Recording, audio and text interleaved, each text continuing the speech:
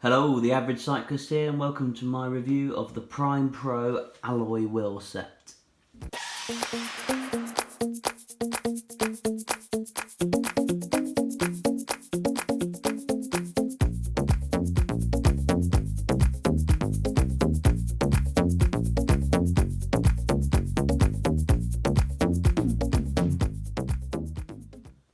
So I did an unboxing video of these wheels about 6 or 7 months ago now, and I've since done 4,500 kilometers on them, and I've been meaning to get around to doing a review. It's a bit icy outside and I'm meant to be going out for a ride, but I'm gonna wait a bit till that melts, so I thought I'd make use of my time.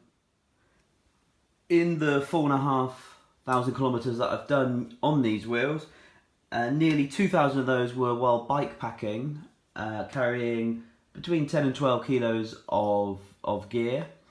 I weigh about 75 kilos myself, and usually carrying a couple of kilos of water as well, so that gives you a rough idea of the use that they've had. Nearly all on paved roads, a little bit of gravel and dirt track, but certainly nothing off-road or anything like cyclocross. I've not used them tubeless. They've been set up just with standard tyres and inner tubes.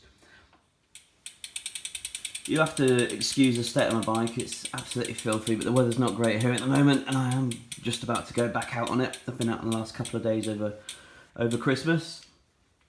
In the unboxing video, which I'll link to, I did weigh these wheels, and they came in slightly under the manufacturer's weight. They're made by Wiggle Chain Reaction. They're one of their in-house products, and they hit the scales at 1466, so 1.4 kilos, and the skewers came in at around like 35 grams a pair.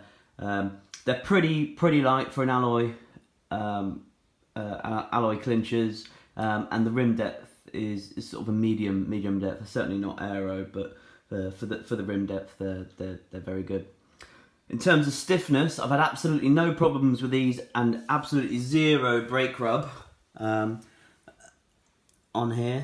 As you see, my brakes are pretty close there, and even carrying 12-15 kilos of gear and water when bike packing, no brake rub at all, so can't fault them there at all. I haven't trued these at all either, and I'll try and show you on the rear ones how true they are. But as you can see, it's nearly spot on, and I haven't touched it at all for the back wheel there. And I'll do the same on the front wheel.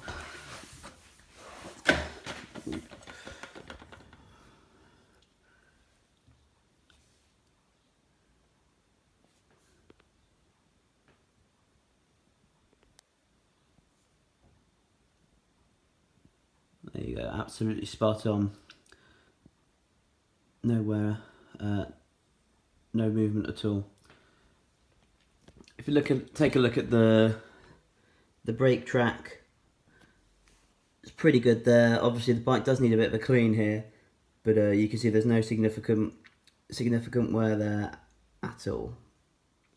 The wheels do come with extra spokes, which I did take with me when I did my John O'Groats to Land's End tour, thinking that carrying the extra weight and some of the dodgy roads that I would be quite likely to break one, but I haven't broken a spoke at all, which is always nice. The bearings seem to be as good as the day I got them as well. I've had absolutely no issues with the back or the front wheel. Freehub still sounds as it did, and there's no real change, or at least not any noticeable change in the amount of friction.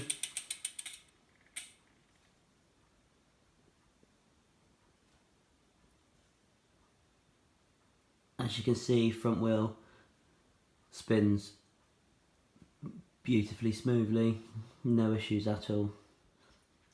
All round, I'd highly recommend the wheels. The only issue that I found is when I changed the cassette back from the 40 tooth cassette, which I had on here when I was doing my bike packing back to the 32 that I've got on there now, there is some wear on the Freehub alloy, and I know it's often a problem with the Freehub body. The aluminium is it's a much cheaper quality aluminium. It's softer, but there is some quite significant pitting. I'll get a photo of it that I took some months ago, and the photo was taken after about 2,500 kilometers, so not really heavy use, but it did make getting the cassette on and off a little bit more difficult. Other than that, the wheels have been absolutely flawless, and for the money, at just a smidge over £300, I think you'd be hard pressed to find anything better. They're certainly on par with the Novatec Jetfly wheels that these replaced.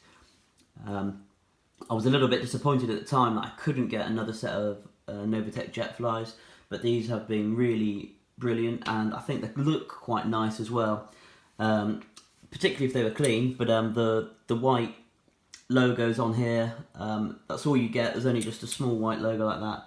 Other than that, there's no real branding on there, and I think it just looks nice. You get the same on the